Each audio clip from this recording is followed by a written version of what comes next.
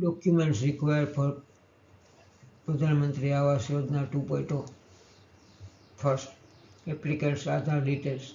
Aadhaar number, name as per Aadhaar, date of birth. Second, Aadhaar details of family members. Aadhaar number, name as per Aadhaar, date of birth. Third, active bank account details of the applicant. Account number, bank name, branch, IFSC code linked with Aadhaar. Fourth, income proof certificate. Fifth, caste certificate in case of SC/ST or OBC.